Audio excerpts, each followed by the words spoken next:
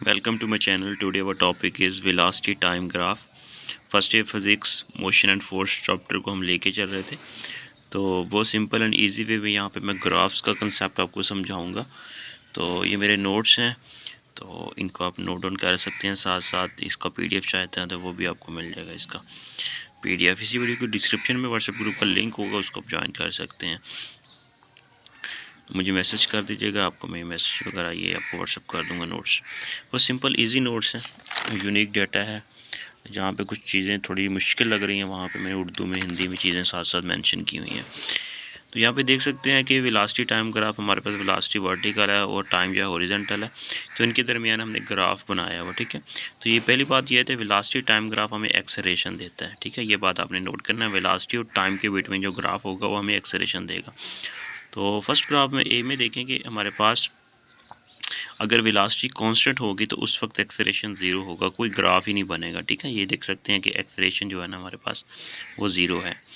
तो second graph में B में देख सकते हैं कि यहाँ पे अगर हमारे पास वेलोसिटी अगर यूनिफॉर्म इंक्रीज हो रही हो, ठीक है, पहले 2 थी, फिर 4 हो गई, फिर 6 हो गई, फिर 8 हो गई, ठीक है, तो इक्वल इंटरवल ऑफ टाइम में, तो उस वक्त हम देखेंगे कि हमारे पास जो वेलोसिटी टाइम ग्राफ होगा ना वो हमारे पास इस तरह बनेगा। ठीक है, ये देखें इस तरह बनेगा। ये हमारे पास यूनिफॉर्म वेलोसिटी इंक्रीज हो रही है तो इस तरह बनेगा। ठीक है, अगर हम कह रहे हैं कि यूनिफॉर्मली वेलोसिटी डिक्रीज हो रही है तो उस वक्त ये डिक्रीजिंग ग्राफ होगा, इस तरह होगा। ठीक है, ये यहाँ पे देख सकते हैं। ठीक है, कांस्टेंट एक्सेलरेशन नेगेटिव में आएगा, यहाँ पे कांस्टेंट एक्सेलरेशन पॉजिटिव में आएगा। ठीक है, तो स्लोप इंक्रीज हो रहा है, इस तरह स्लोप डिक्रीज हो रहा है। तो यहाँ पे हमने जो देखा अभी तक, तो body move with constant velocity so there is not change in velocity so acceleration is zero. ए में जब हमने वहाँ पे बात की, तो सेकंड में हमने क्या बात की कि यूनिफॉर्म वेलोसिटी की बात की थी। In this case the body move with uniformly increase velocity so acceleration is constant. यहाँ पे हमने देखा एक्सेलरेशन कांस्टेंट, यूनिफॉर्मली बॉडी उसकी वेलोसिटी इंक्रीज हो रही है।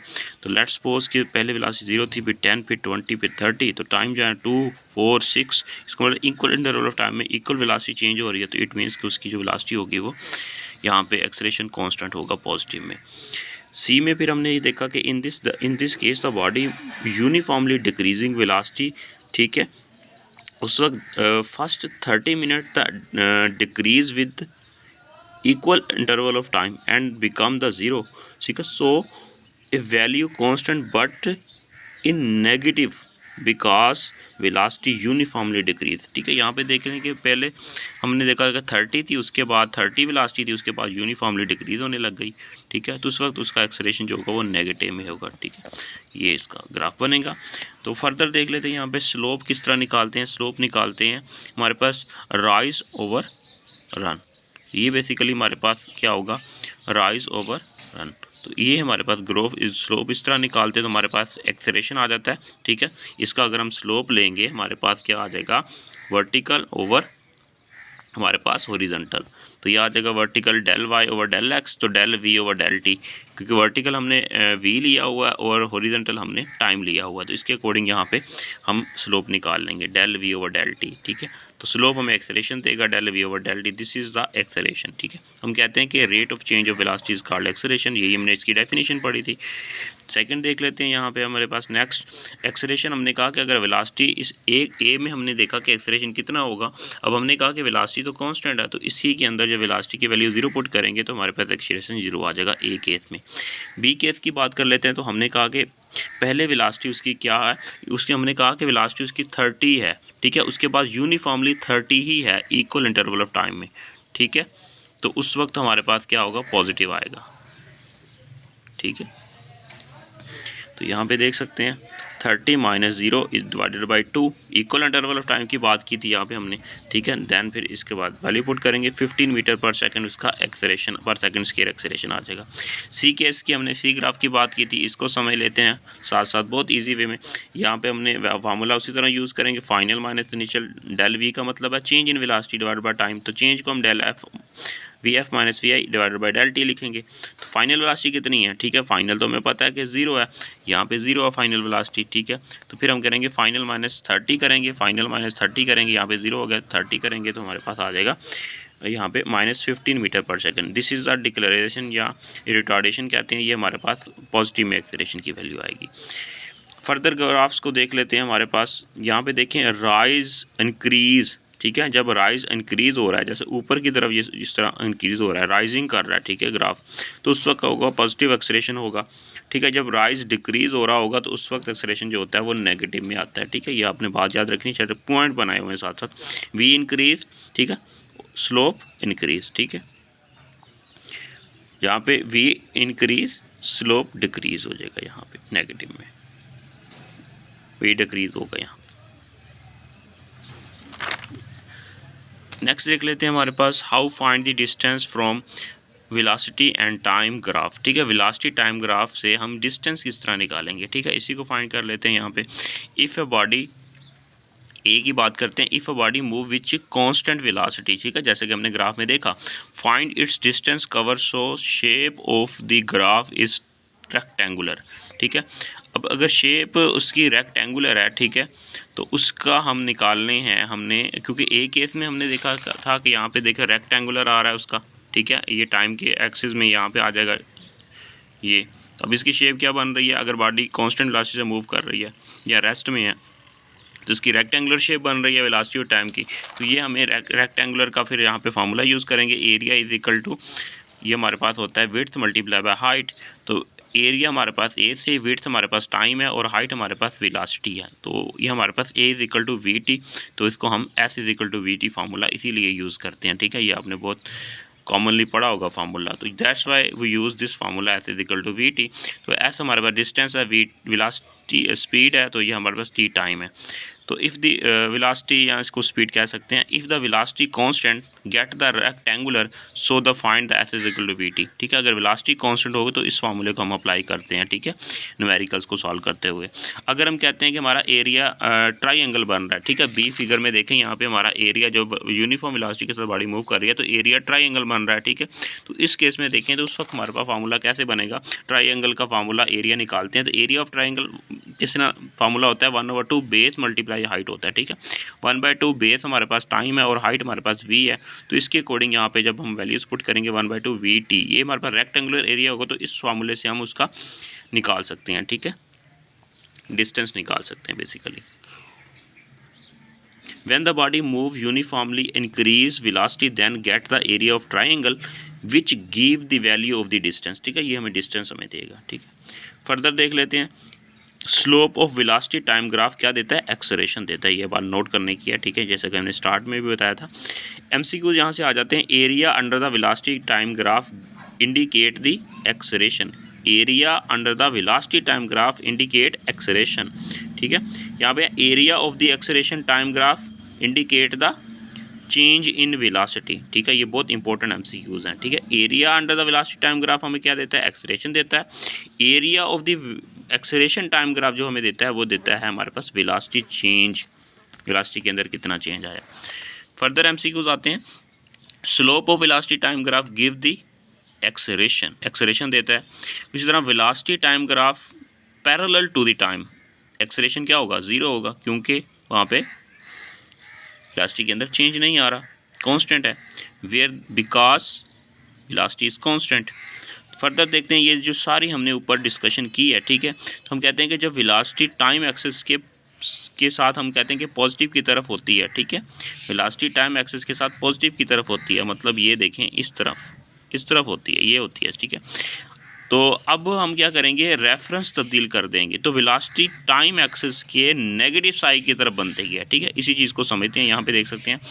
तो ये हमने कहा था कांस्टेंट जब बॉडी मूव करेगी तो उस वक्त ये बनेगा, ठीक है। अगर हम वेलोसिटी को नेगेटिव में भी लेके जाना है तो उस वक्त हम इस तरह कर देंगे, फिर हमारे पास ये नेगेटिव में आ जाएगा, क्योंकि ये हमारे पास फ्रेम ऑफ रेफरेंस इस तरह बनता है ना, ठीक है। ये पॉजिटिव एक्स एक्सिस, ये पॉजिटिव वाई एक्सिस, ये नेगेटिव एक्सिस, ये नेगेटिव वाई एक्सिस। तो अगर नेगेटिव वाई बनाना होगा तो वेलोसिटी हमारे पास वर्टिकल है, तो नेगेटिव हमारे पास इस ओरिजिन से नीचे की तरफ आ जाएगा, तो ये बेसिकली वही है। तो हमारे पास पॉजिटिव में वेलोसिटी, यहाँ पे नेगेटिव में वेलोसिटी आ जाएगी, ये टाइम एक्सिस है।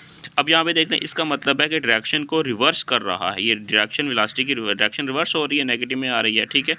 तो इसका मतलब बॉडी जो है ना वो मोशन में थी, उसके बाद वो उसकी डायरेक्शन रिवर्स हो गई।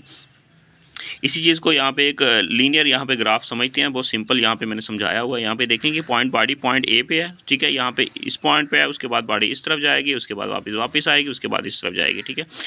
अब यहाँ हमें पता है कि मैंने आपको पहले भी बताया कि ये रीजन है, रीजन से राइट साइड पे पॉजिटिव, लेफ्ट साइड पे नेगेटिव आता है, ठीक है, वैल्यूज़। तो अब हमने कहा कि इस तरफ जब जाएगी तो उस वक्त वेलोसिटी क्या होती है, डिक्रीज़ होती है। जब वेलोसिटी डिक्रीज़ होगी तो उस वक्त हमारे कहेंगे जब इस तरफ जाएगी तो वेलोसिटी इंक्रीज़ होगी, ठीक है।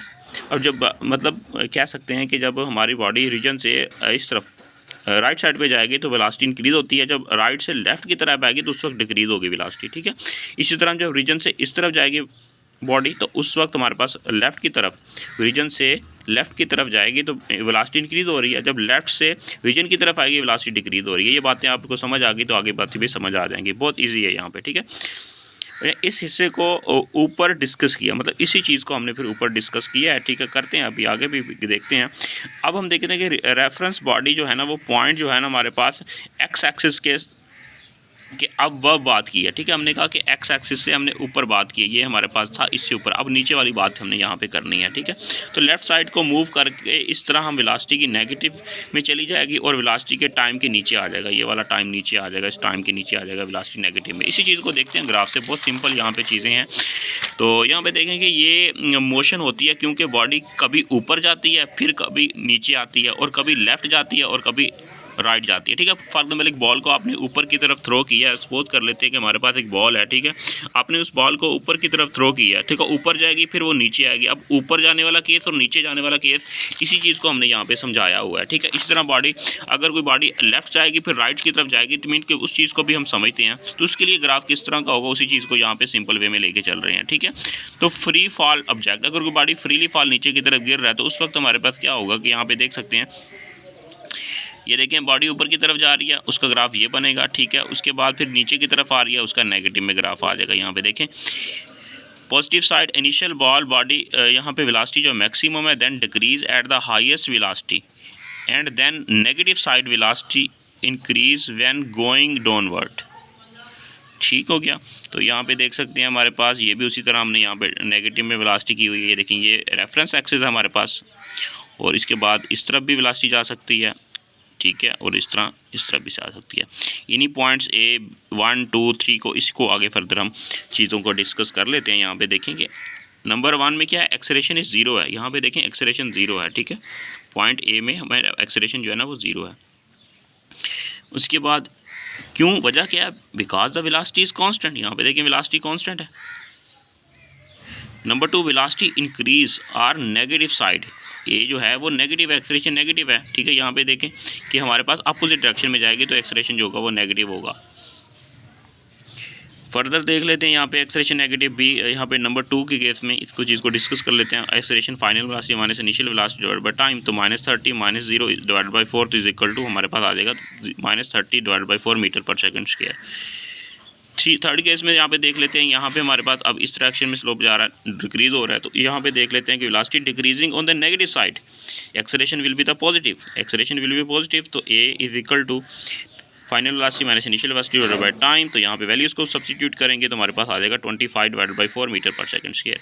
तो इस तरह बेसिकली हम क्या करें कि वेलोसिटी को नेगेटिव साइड में भी ग्राफिकली डिस्कस कर सकते हैं, उसकी वैल्यूज़ को कैलकुलेट कर सकते हैं, ठीक है।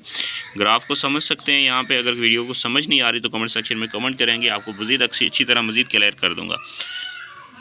अभी देख लेते हैं यहाँ पे हमारे पास देखते हैं ओवरऑल ग्राफ को लेके चल रहे हैं। ओवरऑल ग्राफ को लेके चल रहे हैं कि देखिए वेलोसिटी इंक्रीज हो रही है, उसके बाद कांस्टेंट होगी, उसके बाद डिक्रीज हो रही है, उसके बाद फिर कांस्टेंट होगी, उसके बाद फिर नेगेटिव में डिक्रीज हो रही है, उसके बाद फिर कांस्टेंट होगी। ये सारी चीज़ें हम पहले डिस्कस कर रहे हैं स्टेप बाय स्टेप। अब ओवरऑल ग्राफ को लेके चल रहे हैं, ठीक है। उम्मीद है कि ये चीज़ें आपको क्लियर हो जाएगी, पीछे जो हमने बातें की हैं तो यहीं से आइडिया हो जाएगा। यहाँ पे देखें ए बी से एक्सेलरेशन जो है ना वो कांस्टेंट है, ए से बी तक एक्सेलरेशन कांस्टेंट है, इसका मतलब वेलोसिटी कांस्टेंट है। उसके बाद वेलोसिटी कांस्टेंट होगी, इसका मतलब उसका एक्सेलरेशन 0 हो जाएगा बी सी से तक। उसके बाद क्या हमने पास वेलोसिटी डिक्रीज हो रही है, इसका मतलब वेलोसिटी डिक्रीज हो रही है तो एक्सेलरेशन नेगेटिव आ जाएगा, कांस्टेंट हो जाएगा नेगेटिव में। उसके बाद हमने देखा कि हमारे पास डी ई से हमारे पास वेलोसिटी कांस्टेंट है तो एक्सेलरेशन जो होगा वो भी 0 हो जाएगा, ठीक है, वेलोसिटी 0 है, ठीक है। उसके बाद ई एफ से यहाँ पे देखेंगे हमारे पास ई एफ से हमारे पास नेगेटिव में आ जाएगा, वेलोसिटी डिक्रीज हो रही है तो वेलोसिटी नेगेटिव इंक्रीज हो रही है।